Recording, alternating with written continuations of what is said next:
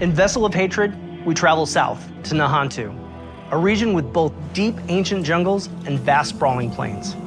It's the last stretch of land in Sanctuary's eastern continent, and we've packed it full of experiences for every type of player. In this expansion, there's a whole lot to explore under the dark canopy of Nahantu.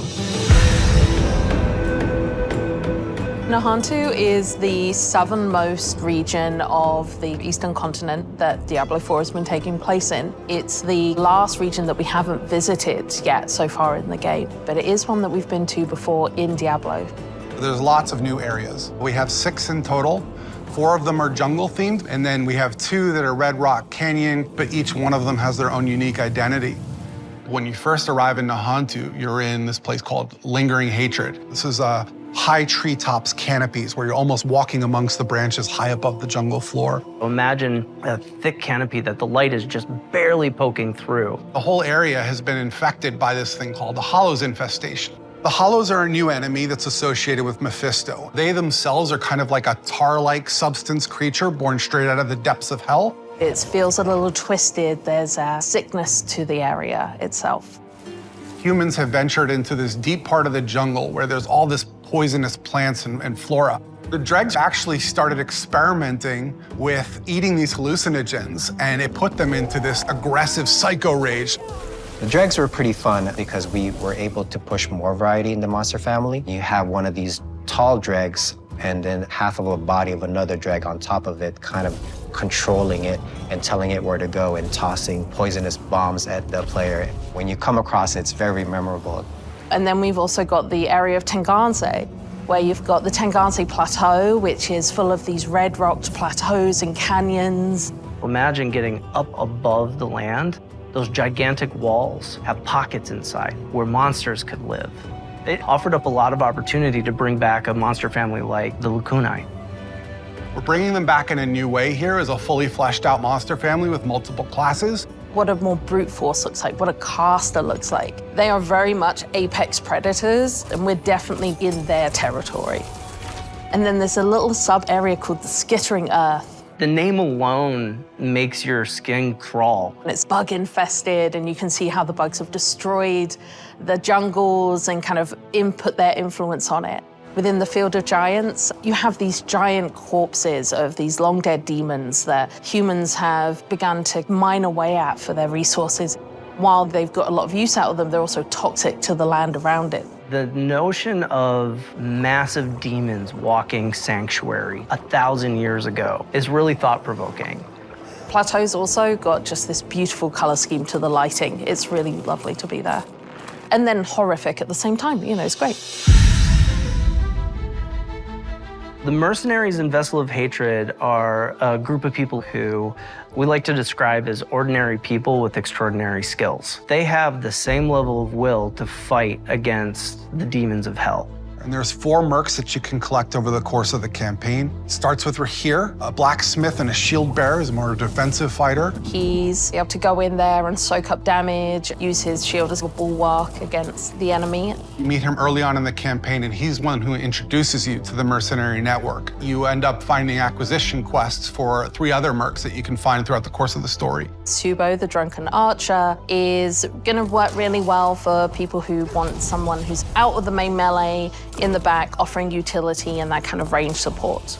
Then we have Variana, a berserker crone, who's a melee combat fighter, close range. She's got a really cool combat meter, a massacre meter, where you need to keep killing enemies to get the meter to be filled. She's got a bunch of really interesting utility skills that you can kind of build in. Finally, we have the demon child Aldkin, who's a magic user who can transform himself from human form to demon form and join you in combat. There's this really great reinforcement ability where you can take one of the mercenary skills and attach it to one of your powers so that when you use that skill, it calls them in to do a specific skill. With the mercenaries for Vessel of Hatred, one of the things we are expanding on is the skill tree. For Diablo 3, you had a very basic type of mercenary, but this time you can actually push a little bit more into the skill tree and make the mercenary the way you would want to play. Going through each mercenary progression arc and outfitting their skill tree so that it's complementary to your character build, I think that's where the fun in the mercenary system really lies. The Dark Citadel is a new in-game feature that's coming in Vessel of Hatred. It's an entirely cooperative player experience. All the mechanics within it are based around you working together with your party members to solve the challenges and face the first Khazra hordes within. One of the outcomes of the Mage Wars is this giant crater and all the souls that were kind of lost in it from those wars. The goal of the first Khazra, who are kind of the original Khazra, they're using the powers within the Citadel found within this crater to perform experiments to try and bring back their dark god. Only recently, people have started going missing. They head into the Khazra region, they disappear, never to be seen again. So it's clear that whatever they're planning is about to come to fruition, and your job as the players to get in there and stop it. Citadels are a place where we take what is the best part of Diablo, combat, and we test it in a different way, which is adding in cooperative mechanics that you have to manage on top of that. For example, a boss has an attack, and as a player, you have to collect an item that allows you to reflect the attack back at him. So there's a little bit of a Twitch level mechanic there where you actually have to time your reaction shot. What's interesting about it is when you get multiple people in there, we're each responsible for reflecting that shot once, so we all have to sort of master the timing of that move. You can't do that kind of thing without coordinating as a team, and that's sort of the example of what Citadel gameplay feels like. When designing the Citadel, we designed a lot of really cool bosses. And so one of the things that we did is we took that design and made like armor sets for each of the classes. That way you feel like you took their armor and you feel like you're wearing a little bit of them after your victory. We also have a currency that's dedicated to the Citadel, where as you play through, a vendor can be interacted with to buy custom cosmetics that are unique to the Citadel. You can play with 2 people, but the ideal experience is for 4. In order to facilitate that, we've built an all-new Party Finder feature, and the community has been pretty vocal about wanting this for a long time. It made a lot of sense to us to pair it with this new Citadel mode. It really is an activity that's geared towards people who love to play together with their friends or with strangers and enjoy that cooperative gameplay. I cannot wait for players to get into the world. I'm really just excited for people to see all the little hidden storytelling elements that the team has fit in. There's interesting things to find and see and discover around every corner, and it's just a really great experience getting to explore Nahantu.